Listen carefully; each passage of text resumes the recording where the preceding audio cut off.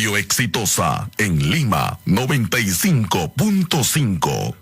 Y estamos aquí en cabina con Javier Aspuro, experto en temas de conflictos sociales, y Franklin Cornejo, en temas de comunicación para resolver los mismos. ¿Qué tal? ¿Cómo están? Buenos días. Buenos días, Juan Carlos. Aparentemente se ha hecho todo mal, ¿no? Sí, bueno, yo creo que no se ha partido de entender la realidad de esa provincia de Islay. No estamos en una provincia en la cual no hay una dinámica económico-productiva, es una provincia... Es un valle de clase media. Así, exactamente, con potencialidad productiva, con 90% de urbanización. O sea, esos productores tienen acceso a servicios. Mollendo es un distrito con potencial turístico, claro. Matarani, ¿no es cierto? Hay industria conservera en la zona, hay pesca en la zona. Y a su vez instalado todo en una región como Arequipa, que es una de las más prósperas en las últimas décadas. Después de Arequipa, Islay es la provincia de mayor nivel de desarrollo de la provincia. Entonces, ese discurso de que la minería viene a salvar, de que la minería es la palanca del bienestar y el desarrollo, no pega. Al contrario, lo que hay que entender es que la población siente que hay mucho que perder, que hay mucho en riesgo.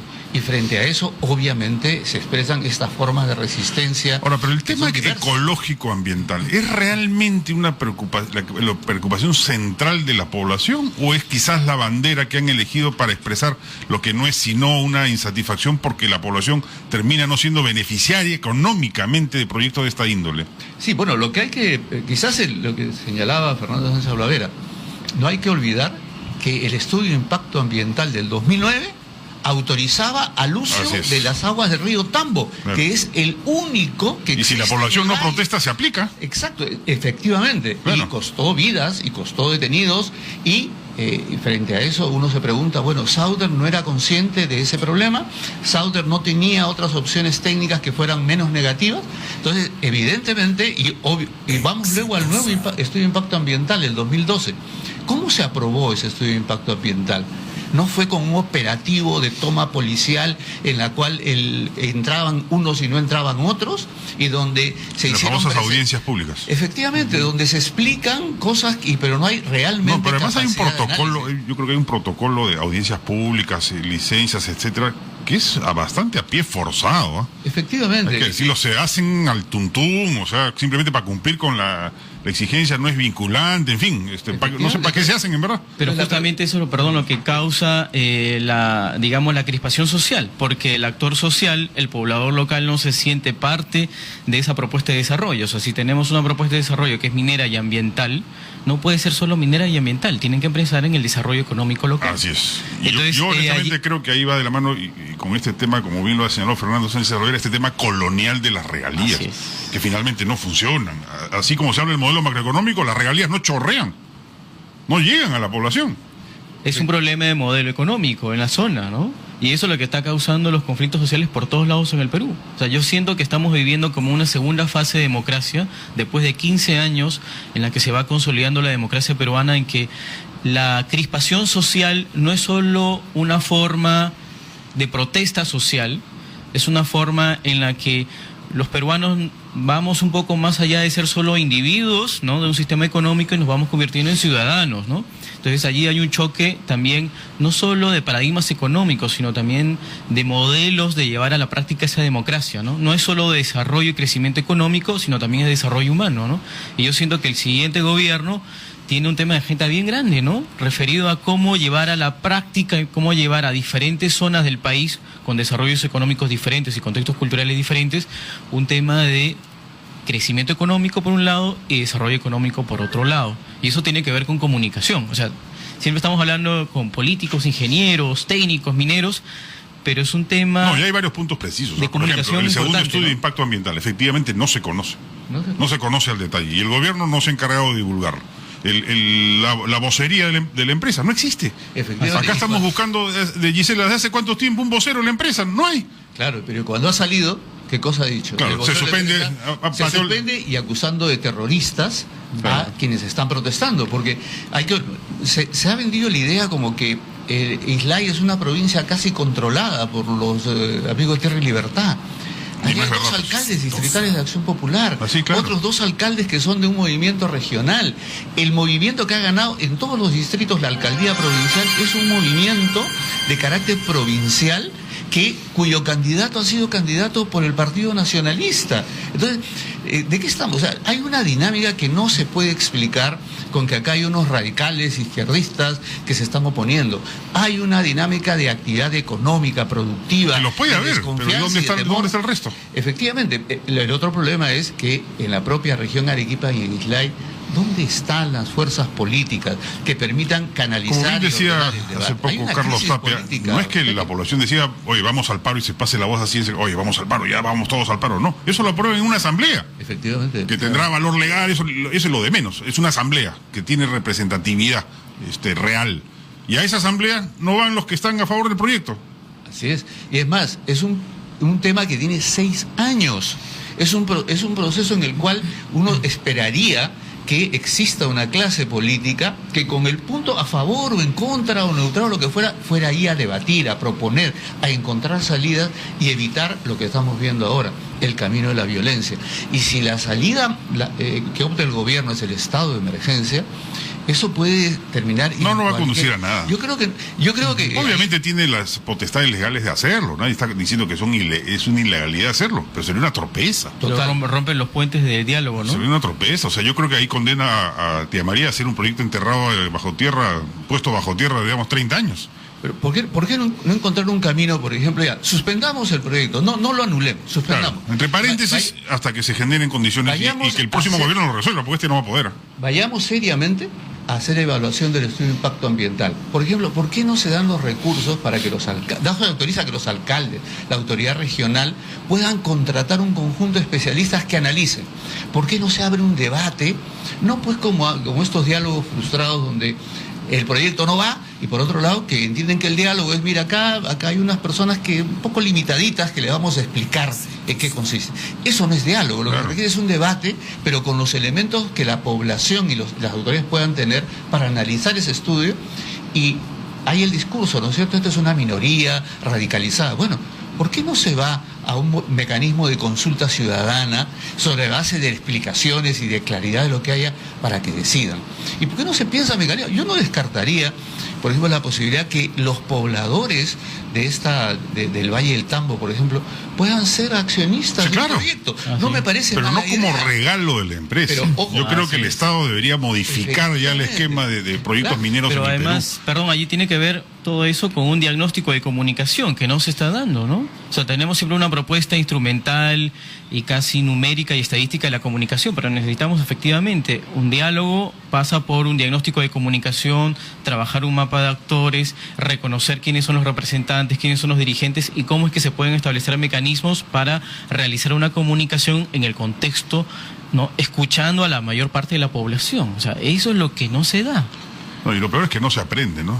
Claro, y tenemos un Estado peruano, no se aprende, Tambo Grande, Conga, en fin, varios Y proyectos. lamentablemente tú vas a Islay o vas a Arequipa en general, ¿y cuál es la visión que tienen del Estado y del gobierno?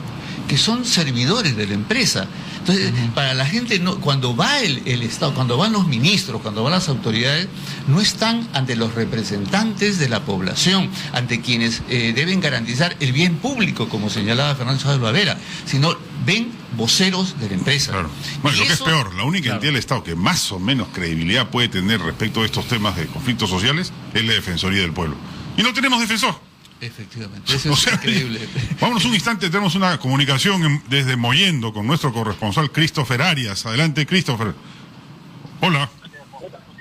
Para Exitosa Lima tenemos que indicarles lo siguiente, que cuando son las 9:30 de la mañana, la situación aquí es una tensa calma, no se han producido enfrentamientos alguno aquí en el Valle de Tambo.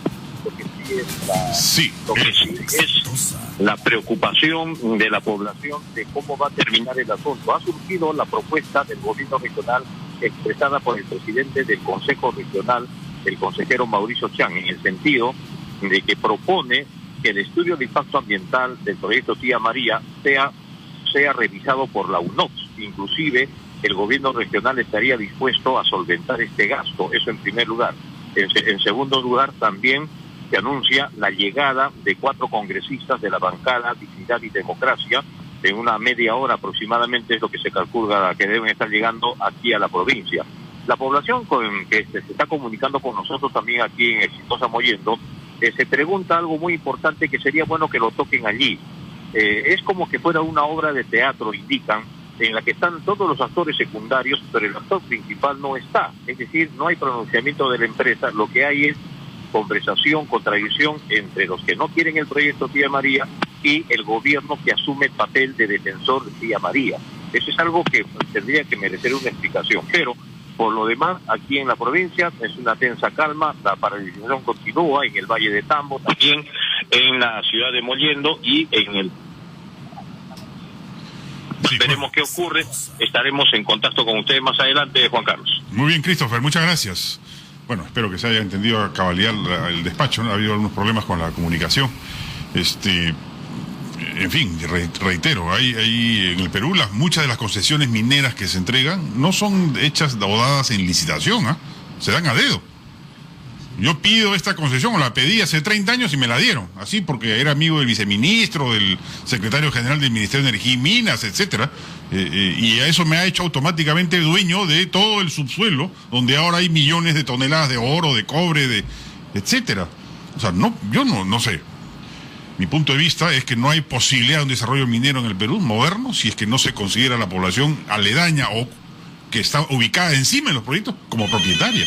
Pero ese papel no lo asume el Estado, ¿no? O sea, No, claro, se ampara en que la Constitución hace que el Estado sea el dueño de los recursos naturales y por ende los concede a quien quiera sin que la población tenga voz y voto. Claro, allí entonces el Estado está del lado de la empresa minera y no del poblador local, del peruano local, ¿no? Entonces ahí está el problema del conflicto social. Necesitamos reconocer esa visión y la cultura local del habitante de estas zonas mineras, ¿no? Y en Islay ese es parte del problema. El 90% del territorio de la provincia está concesionado. Y es más, la preocupación que tiene la gente, ya no es solo Tía María, claro, sino que Tía María lo sienten y... Como la punta de lanza de... Exacto, porque tras de Tía María hay 3 o 4 proyectos de la igual o mayor envergadura listos para entrar.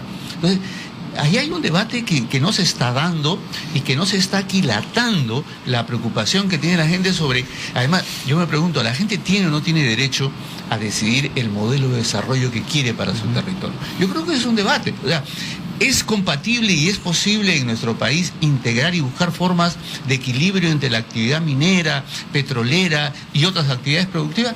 Claro que es posible. Sí, claro que es posible. Pero claro eso que es posible. parte del hecho de aceptar que en determinadas circunstancias hay determinadas inversiones que no van a ir.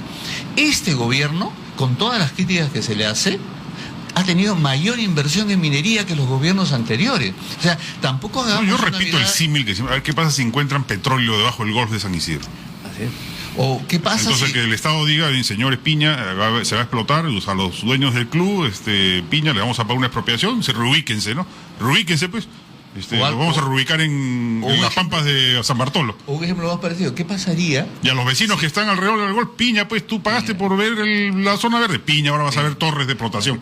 ¿Y qué pasaría si encuentran un equivalente a Tía María en los terrenos donde hoy hay agroindustria en Ica? Claro. ¿Cómo van a reaccionar o en las casuarinas. los empresarios agroindustriales? ¿Cómo reaccionaría el alcalde o el gobernador regional de Ica? Entonces, yo creo que... Ahora, lo peor es que sí se puede hacer inversión en esas condiciones. Hay explotaciones petroleras en otros países en medio de reservas naturales. Lo que pasa es que tienes un Estado que genera confianza, tienes un Estado que tiene instrumentos efectivos de sanción, que tiene formas en las cuales la empresa está obligada a negociar y a llegar a acuerdos y a involucrar a los intereses de la población. Nada de eso hay acá. Tenemos un Estado en el cual nadie confía. Recordemos, vuelvo a repetir, cómo aprobaron ese estudio de impacto ambiental del 2009. Ya tenía la luz verde del gobierno, del Ministerio de Energía y Minas. Entonces, ahora le piden a la población que confíe en ese mismo Estado y en esas mismas autoridades que impuso y que quería imponer un proyecto en esas No, y condiciones. sumémosle Sí, la pues. pátina histórica de desconfianza hacia el Estado, ¿no? Aquí se ha hecho lo que se ha querido, ¿no? Y eso la gente tiene registro histórico de ello, ¿no? En la memoria colectiva están los abusos de muchas empresas mineras y del Estado.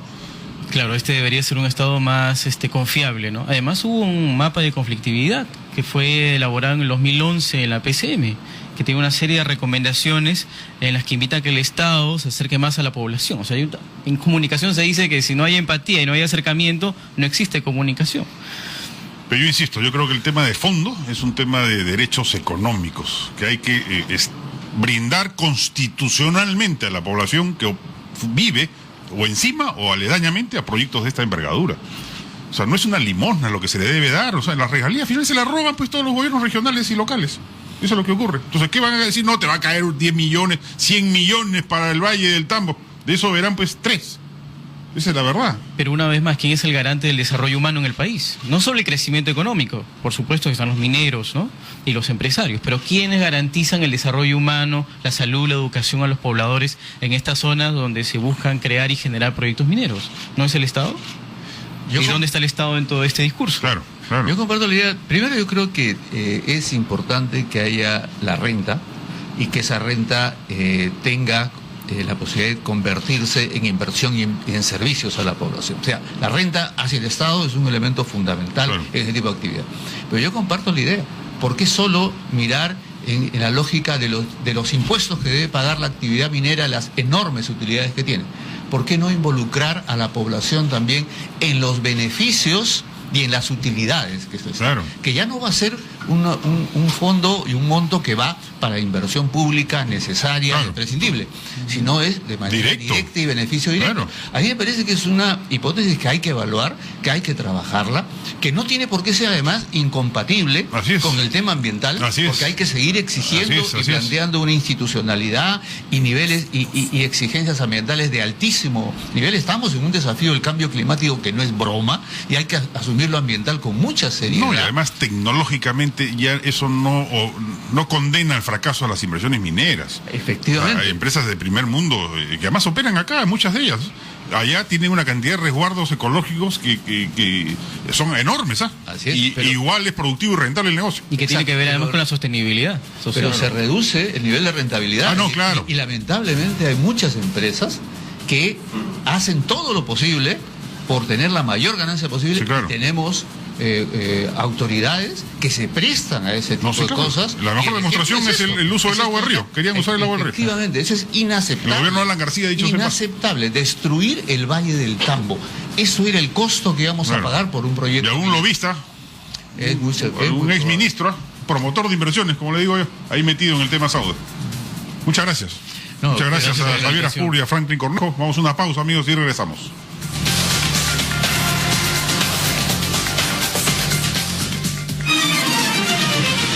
Ya regresamos con Juan Carlos Tafur en Exitosa.